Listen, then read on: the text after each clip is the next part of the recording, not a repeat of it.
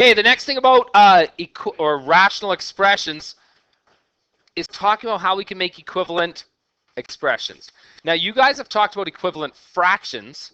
What the heck was an equivalent fraction?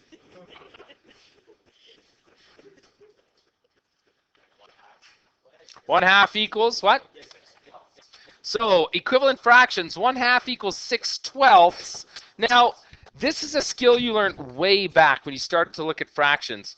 To get from 1/2 to 6/12, whatever I do to the top, I have to do the bottom, multiply by 6, multiply by 6, I get 6/12. I could have also just said, hey, a half. If I times by 3 and times by 3, I get 3/6. So now just keep in mind that rational expressions are simply fractions. So the same thing applies. Whatever you do to the top, you do to the bottom, multiply it out, you're going to have a rational expression. So let's take a look through some examples that aren't exactly that difficult. But 5p squared q over 3pq. Now, here's a rational expression. I've got a polynomial in the numerator, polynomial in the denominator. You should be able to look at this and tell me what my non-permissible values are. P can't be 0 and Q can't be 0. If you just said 0, you wouldn't get it right. You have to tell me the variable and what it can equal. But anyways, P can't be 0, Q can't be 0. If a question, or if I just ask you, or ask anybody in this class, tell me an equivalent expression to this. If there's 25 of you in class, I should be able to get 25 different answers. Because all you have to do is say, I just have to take the top and bottom and multiply it by anything I want. Okay? Now, I heard 18, but it's probably large, and I don't even want to think that hard.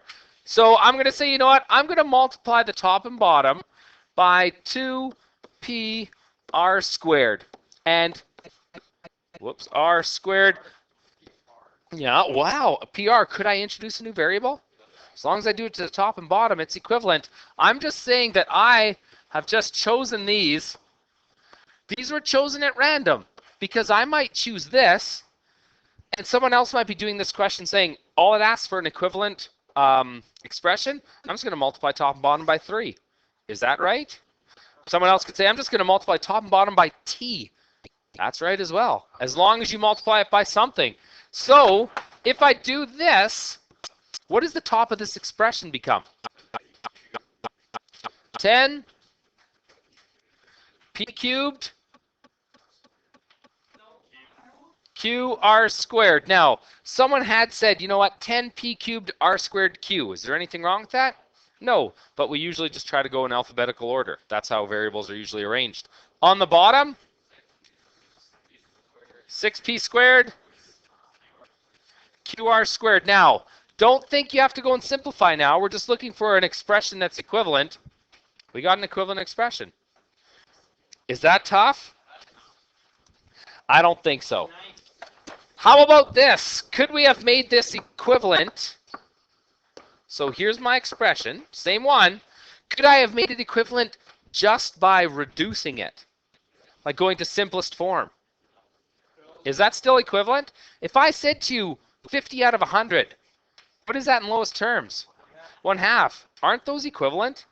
So if I reduce this, it should be the same thing. I can reduce this by, look, p squared divided by p is a p. Where's it going to be, top or bottom?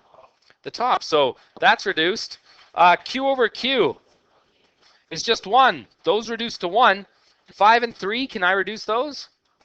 No, so this, 5p over 3, this is still equivalent. I've just taken it and reduced it. So it doesn't matter if I reduce it to make it equivalent or just make it more complex or bigger, they're still equivalent. So if a question's simply asking you, make this an equivalent expression, I can have everybody having a different answer. That's one of those answers may vary in the back of the books. Okay?